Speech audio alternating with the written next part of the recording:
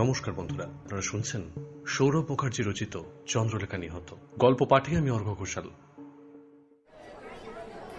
ঘটনাটা চলছিল বাইপাসের ধারে একটি বেসরকারি হসপিটালে।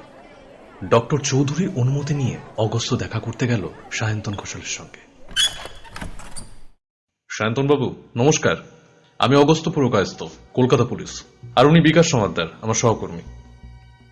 আপনাকে কয়েকটা প্রশ্ন করব, তবে কথা দিচ্ছি বেশি বিরক্ত করব না। সায়ন্তনবাবু ম্লান হাসলেন। নিশ্চয়ই ডাক্তারবাবু আপনাকে সাবধান করে গেছেন। কি জানেন স্যার, চোখ বন্ধ করলে সেদিন সন্ধ্যের ওই মুহূর্তটা চোখের সামনে ভেসে উঠছে। রাতে ঘুমের ওষুধ খেয়ে তবে কিছুক্ষণ ঘুমোতে পারছি, ঘুমের মধ্যেও ওই ওই ওই সন্ধ্যেটা একটা দুঃস্বপ্নের মতো বারবার ফিরে আসছে। আর আপনার দুটো প্রশ্ন করায় এর চেয়ে বেশি কি বা ক্ষতি হবে? আচ্ছা, চন্দ্রলেখা মুখার্জির সঙ্গে কি আপনার কোনো আলাপ পরিচয় ছিল? একেবারেই না, আমাদের জগৎ দুটো সম্পূর্ণ আলাদা। এই নাটকের সূত্রেই ওনার সঙ্গে আলাপ হয়, এর আগে সেরকম কোনো সুযোগ আসেনি। বেশ কিছুদিন নিশ্চয়ই একসঙ্গে রিহার্সালও করেছেন আপনারা? তা করেছে। আচ্ছা, অস্বাভাবিক কিছু চোখে পড়েছিল কি? সায়ন্তনবাবু চুপ করে কিছুক্ষণ ভাবলেন, তারপরে বললেন, ওনাকে সময়ে সময়ে একটু করে অন্যমনস্ক মনে হতো, যেন খানিকটা ত্রস্ত ভাব, বিশেষ করে নাটকের আগের 4-5 দিন। অগস্ত্য ঘাড় নাড়ল, তারপর জিজ্ঞেস করল, আপনাদের সঙ্গে ওনার ব্যবহার কিরকম ছিল? দেখুন, উনি তো খুব বড় মাপের অভিনেত্রী ছিলেন, ওনার কাছ থেকে এখনো আমাদের অনেক কিছু শেখার ছিল। একসময় চুটিয়ে স্টেজে অভিনয় করেছেন, রিহার্সালে আমাদের সাহায্য করতেন, নানা রকমের সাজেশন দিতেন। তবে ওইটুকুই, কাজ শেষ হলে সোজা বাড়ি মুখ হতেন। আমরা কিছু মনে করিনি, এরমটাই স্বাভাবিক মনে হয়েছে। ভাবতে পারিনি আমারই হাতে। সায়ন্তনবাবু চোখ বন্ধ করলেন, মুখের উপরে একটা অব্যক্ত ব্যথার ছায়া পড়ল। সবাই চুপ। অগস্ত্য বন্ধ কাচের জানলা দিয়ে বাইরে তাকালো। শীতের পড়ন্ত দুপুরের এক ফালি ধূসর আকাশ, একটা গাছের মাথা হাওয়ায় দুলছে, কয়েকটা মাত্র শুকনো হলুদ পাতা আঁকড়ে ধরে।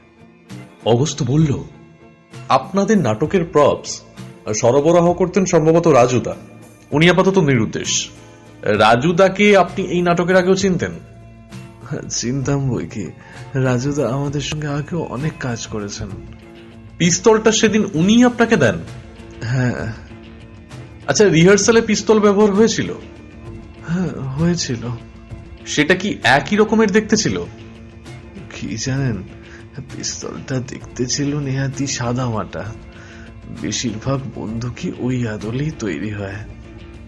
আচ্ছা, মূল নাটকের সময় অন্য একটা পিস্তল হাতে পেয়ে কি আপনি পার্থক্যটা বুঝতে পারলেন না? সত্যি কথা বলতে গেলে গোড়ায় এ নিয়ে আমি বিশেষ মাথা ঘামাইনি। মূল নাটকে অন্য প্রপ ব্যবহার হওয়া অস্বাভাবিক কিছু নয়, এমনটা অনেক সময় হয়েও থাকে। কখনো রিহার্সালে সব প্রপস ব্যবহার করা হয় না, কখনো বা মূল নাটকের জন্য আলাদা আরো উন্নত মানের প্রপস জোগাড় করা হয়। আর রাজুদাকে অনেকদিন চিনি, এ ব্যাপারে কোন রকম সন্দেহ মনে আসেনি। অস্ফুটে অগস্ত্য বলল, নিশ্চয় নিশ্চয়। কিন্তু ওই দৃশ্যে ব্যাকগ্রাউন্ডের শব্দটা হতেই ট্রিগারে চাপ দিলাম, মনে হলো যেন পিছন দিকে ছিটকে গেলাম। সামনে তাকিয়ে দেখি চন্দ্রলেখা পড়ে যাচ্ছেন, যেমনটা নাটকে ছিল আর কি, কিন্তু কিন্তু ওনার কপাল থেকে। এই পর্যন্ত বলে সায়ন্তনবাবু দুহাতে নিজের মুখ ঢাকলেন। কিছুক্ষণ ঘরে কোনো কথা নেই। তারপরে নিস্তব্ধতা ভঙ্গ করে অগস্ত্য বলল, সায়ন্তনবাবু, আপনি কি জানেন সেদিন সন্ধেবেলা কলা মন্দিরে আপনার ব্যাগের ভেতর থেকে আরো একটা পিস্তল পাওয়া গেছে? এ বিষয়ে আপনি কি বলবেন? সায়ন্তনবাবুর মুখটা বিবর্ণ হয়ে গেল। আর একটা পিস্তল আমার ব্যাগে? এ আপনি কি বলছেন স্যার? আমি তো কিছু বুঝতে পারছি না। অগস্ত্য স্থির দৃষ্টিতে সায়ন্তন বাবুর দিকে তাকিয়ে থাকলো। ওনার ঠোঁট কাঁপছে। উনি দুহাত জোর করে অগস্ত্যকে বললেন, আমাকে বাঁচান স্যার। আমি নিশ্চয়ই কোনো ষড়যন্ত্রে জড়িয়ে পড়েছি। আমাকে আমাকে বাঁচান। সেই দিন সন্ধ্যার ঘটনা সুধাংশু মজুমদারের বাড়িতে। হুইল চেয়ারে বসে ভদ্রমহিলা ঘরে আসতেই অগস্ত্য উঠে দাঁড়িয়ে হাত জোর করে বলল, নমস্কার। নমস্কার, আমার নাম অর্পিতা। সুধাংশু মজুমদার আমার স্বামী ছিলেন। অর্পিতা দেবীর পরনে নীল পাড় সাদা শাড়ি, সাদা কালো চুল গুছিয়ে বাঁধা। বয়স মধ্য 40-এ, কিন্তু দেখে আরো অনেক বেশি মনে হয়। চোখে মুখে ক্লান্তির ছাপ। আমার নাম অগস্ত্য পুরকায়স্থ, কলকাতা পুলিশ। আমি চন্দ্রলেখা দেবীর হত্যা প্রসঙ্গে আপনার সঙ্গে দু একটা কথা বলতে চাই। অর্পিতা দেবী মুখ ঘুরিয়ে জানলার বাইরে তাকালেন। বাইরে তখন সন্ধ্যের অন্ধকার ধীরে ধীরে গিলে ফেলতে চাইছে দিনের শেষ আলোটুকুকেও। পাখিরা ঘরে ফিরছে। অগস্ত্যর প্রশ্নের উত্তর না দিয়ে হঠাৎ উনি চেঁচিয়ে ডাকলেন, মালতী, ঘরের আলোটা জ্বেলে দিয়ে যা। তারপরে অগস্ত্যর দিকে ফিরে তিনি জিজ্ঞাসা করলেন, আপনি চা খাবেন? না না, আপনি ব্যস্ত হবেন না। হ্যাঁ, কি যেন বলছিলেন? চন্দ্রলেখা মুখার্জির বিষয়ে। একটা ব্যঙ্গাত্মক হাসি হেসে অর্পিতা দেবী বললেন, ওর বিষয় আর কি বলবো বলুন? ওর মতো দুশ্চরিত্র মেয়ের এরকম পরিণতি তো স্বাভাবিক। নানা ঘাটের জল খেয়ে বেড়ায় যারা। এর মধ্যে মালতী নামের মেয়েটি ঘরে ঢুকতে অর্পিতা দেবী কথা অসমাপ্ত রেখে চুপ করলেন। মালতী টিউবলাইট জ্বালিয়ে দিল। অগস্ত্যর মনে হলো ঘরের ভেতরের আবহাওয়ার সঙ্গে পাল্লা দিয়ে টিউবের আলোটাও যেন কিছুটা ম্লান। মালতী বেরিয়ে যেতেই অর্পিতা দেবী মুখ খুললেন। আমার সোনার সংসার ভেঙে গুড়িয়ে শেষ করে দিয়েছিল ওই নষ্ট মেয়েটা। অগস্ত্য স্থির দৃষ্টিতে চেয়ে রইল অর্পিতা দেবীর দিকে। ওনার মুখটা রাগে দুঃখে বিকৃত, কপালের শিরাটা ফুলে ফুলে উঠছে। আর শুধু ওকেই বা দোষ দিই কেন? আমার স্বামীটিও রূপ যৌবনের চটকে ভুলে হাঁটুর বয়সী মেয়ের সঙ্গে নষ্টামি শুরু করলো। অফিস পাড়ার সস্তা নাটকের নায়িকার ছলাকলায় সুধাংশুর বুদ্ধিশুদ্ধিও লোপ পেয়েছিল। সিনেমায় নামালো, টলিপাড়ায় হই হই পড়ে গেল। কিছুদিনের মধ্যে সুধাংশু চন্দ্রার প্রেমে হাবুডুবু খেতে লাগলো। আদর করে ওই নামই দিয়েছিল পীড়িতের মেয়েটার। আউটডোর শুটিং এর বাহানায় দিনের পর দিন বাড়ি ফেরার নাম নেই। শুটিং না ছাই, কারোর বুঝতে আর বাকি ছিল না কি চলছে দুজনের মধ্যে। আড়ালে যখন সবাই ছি ছি করছে, কিন্তু ওদের দুজনের কোনো দিকে কোনো হুঁশ নেই। প্রেমের সাগরে হাবুডুবু খাচ্ছে দুজনে। অর্পিতা দেবী থামলেন, উত্তেজনায় হাঁপাতে লাগলেন। আজ থেকে ঠিক কতদিন আগে সুধাংশু বাবুর সঙ্গে চন্দ্রলেখা দেবীর দেখা হয় মনে আছে? উত্তরটা দিতে অর্পিতা দেবীকে একটু হিসেব কষতে হলো না। এক কথায় বললেন, 12 বছর। আর সুধাংশু বাবুর সঙ্গে আপনার বিয়ে হয় কত বছর আগে? আজ থেকে ঠিক 19 বছর আগে। আপনিও তো সুধাংশু বাবুর সঙ্গে কাজ করতেন, চিত্রনাট্য, অভিনয়। তা করতাম, বেশ নামডাকও ছিল এক সময়। সুধাংশুর পরিচালনায় বেশ কয়েকটা ছবিতে অভিনয়ও করেছি। ওর অনেক ছবির গল্প আমার লেখা। অর্পিতা দেবী শুকনো হাসি হাসলেন। বিয়ের বছর 6 পরে একটা দুর্ঘটনায় পাটা নষ্ট হয়ে গেল, অভিনয় বন্ধ হয়ে গেল। সুধাংশুর কাছে ক্রমে আমি যেন একটা বোঝা হয়ে গেলাম। ওর কোনো রকম চাহিদাই মেটাতে পারছিলাম না। তার বছরখানিকের মধ্যেই আলাপ হয় ওই মেয়েটার সঙ্গে। সেই সময় সুধাংশুর জন্য বেশ কয়েকটা গল্প লিখছিলাম জানেন। কিন্তু যখন বুঝতে পারলাম সুধাংশু চাইছে ওর সব ছবির গল্পই এমন ভাবে লেখা হোক যাতে ওই মেয়েটাকে কেন্দ্রীয় চরিত্রে রাখতে পারে, তখন লেখাগুলো আর শেষ করিনি। আচ্ছা, সুধাংশু বাবুর মৃত্যু কবে হয়? আজ থেকে ঠিক 10.5 বছর আগে। ওই মেয়েটার সঙ্গে দেখা হওয়ার 1.5 বছর পরে। কি হয়েছিল সুধাংশু বাবুর? অপঘাতে মৃত্যু।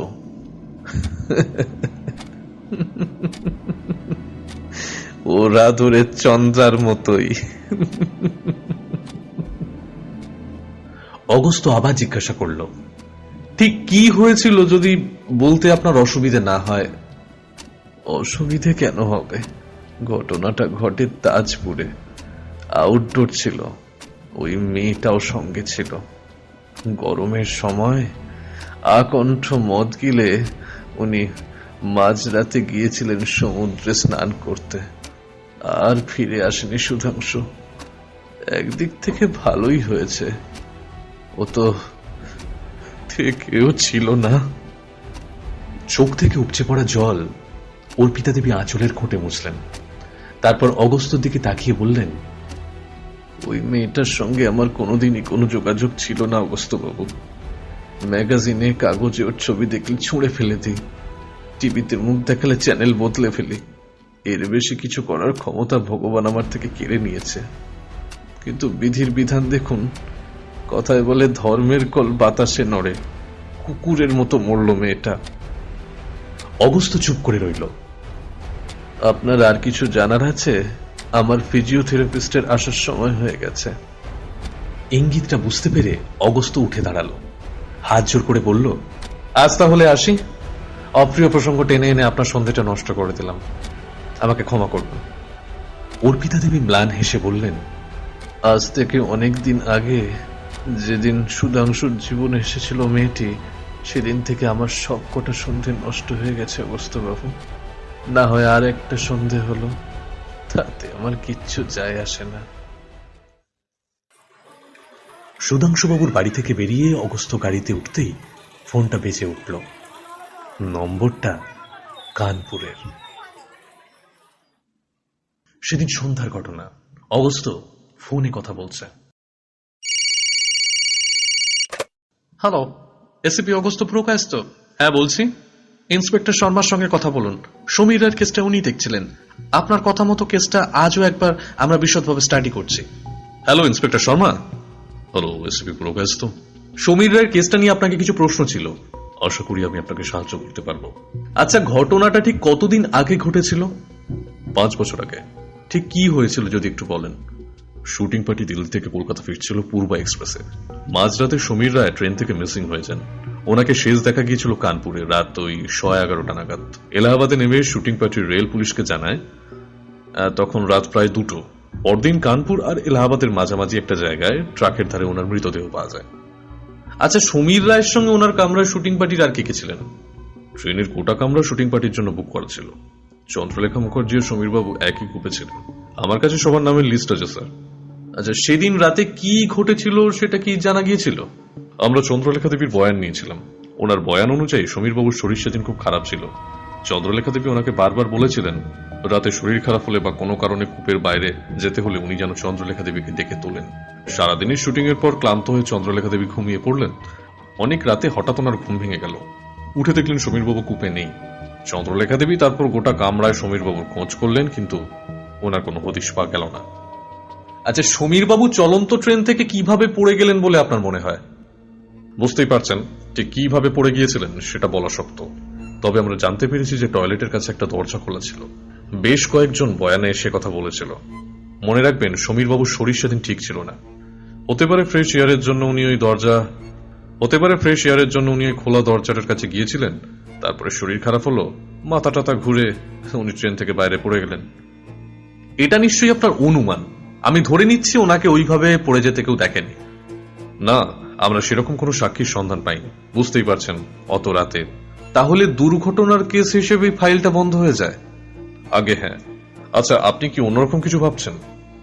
অন্য রকমের সম্ভাবনাটাও কি পুরোপুরি উড়িয়ে দেওয়া যায়? দেখুন এসিপি পুরকায়স্থ, আপনি যদি হোমিসাইডের কথা ভাবেন তাহলে প্রশ্ন হলো কে এবং কেন। আর তাছাড়া এই ধরনের কেসে আদালতে গ্রহণযোগ্য প্রমাণ জোগাড় করাও তো আর এক হ্যাপা। ইন্সপেক্টর শর্মা, আপনার কথা মানছি, কিন্তু তা বলে সম্ভাবনাটা তো আর পুরোপুরি বাতিল করে দেওয়া যায় না, তাই না? আচ্ছা, তদন্ত চলাকালীন চন্দ্রলেখা দেবী কি অবস্থায় ছিলেন? ভীষণ আপসেট ছিলেন, চোখে মুখেও সেই ছাপ স্পষ্ট। শুনেছি বেশ কিছুদিন শুটিং করেননি, খাওয়া দাওয়া বন্ধ করে দিয়েছিলেন, বিছানা নিয়েছিলেন। উনি নিজের থেকে আমাদের কিছু বলেননি, কিন্তু কাগজে পত্রিকায় পড়েছিলাম সমীর রায়ের সঙ্গে ওনার একটা সম্পর্ক ছিল। হ্যাঁ, আসলে আমিও সেই রকম শুনেছি বটে। আর এও শুনেছি যে ওই ঘটনার সময় সেই সম্পর্কে চিড় ধরেছিল। দেখুন, সেরকম গুজব আমাদের কানেও এসেছিল। সম্ভবত ওই কারণেই ওনাদের দুজনকে একটা কূপ ছেড়ে দেওয়া হয়েছিল। আমরা কয়েকবার ইনডিরেক্টলি এই প্রসঙ্গে ওনার সঙ্গে আলোচনাও করতে চেয়েছি, কিন্তু উনি এই নিয়ে আলোচনা করতেই চাননি। সবটা গুজব বলে উড়িয়ে দিয়েছেন। আর বুঝতে পারছেন, ওনার ওপরে চাপ সৃষ্টি করে এই বিষয়ে ওনাকে জিজ্ঞাসাবাদ করার মতো যথেষ্ট তথ্য প্রমাণ আমাদের হাতে ছিল না। ফিল্মি গুজবের উপর ভরসা করে আর কত দূর এগোনো যায়, তাই না প্রকাশবাবু? বুঝতে পারছি। অগস্ত কিছুক্ষণ চুপ করে কি যেন ভাবল, তারপরে বলল, ধন্যবাদ ইন্সপেক্টর শর্মা, আপনি দয়া করে কেস ফাইলটা আমাকে পাঠিয়ে দেবেন। আর কোনো ইনফরমেশন লাগলে আমি আপনার সঙ্গে যোগাযোগ করব। নিশ্চয়ই এসিপি। কথা শেষ করে অগস্ত গাড়ির ইঞ্জিন স্টার্ট করল। কপালে অনেকগুলো ভাঁজ। সমীর রায়ের ঘটনাটায় কোথাও যেন একটা খটকা লাগছে। শুনছিলেন সৌরভ মুখার্জি রচিত চন্দ্রলেখা নিহত। গল্প পাঠে আমি অর্ক ঘোষাল। গল্পের পরবর্তী অংশ পেতে হলে সাবস্ক্রাইব করুন এই শোটিকে।